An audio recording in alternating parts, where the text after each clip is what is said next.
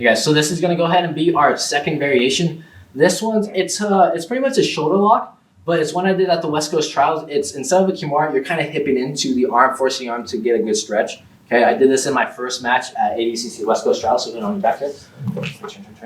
Once we get into, again, our black hole entry here, okay? This position we're gonna get into a lot once we keep doing our entries.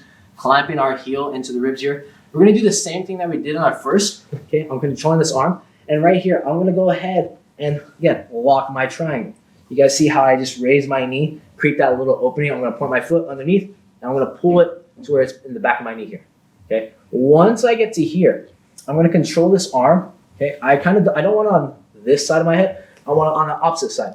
Because once I control here, I'm gonna go 2 hands on the elbow, and all I'm gonna do, I'm gonna start pulling and hipping in here to kind of create tension, give it a little stretch, to forcing this part of his body, his armpit, his shoulder to stretch here, okay? So again, once I have this locked, I'm gonna start leaning backwards, and I'm gonna start hipping in here to start getting the tap here. Now, if you guys start going too much, okay, you're gonna start feeling a pretty good pop in the shoulder, okay? So again, I'm forcing his armpit, shoulder kind of to stretch to overextend. I'm hipping in, pushing the head forward, okay, as I pull on the elbow just to create that shoulder lock here.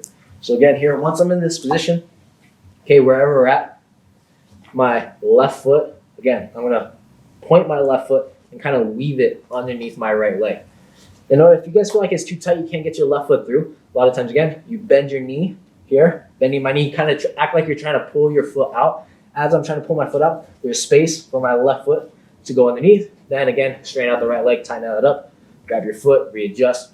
Foot's now on the back of the knee. Now you have your reverse triangle sequence here, okay? But let's say right here, I'm trying to finish the shoulder first. Again, moving the hand, so off to the side, controlling the elbow. I'm gonna start to lean backwards as I hip in to start to get the tap, get a good stretch right here in the shoulder, and that'll be our second variation finish from the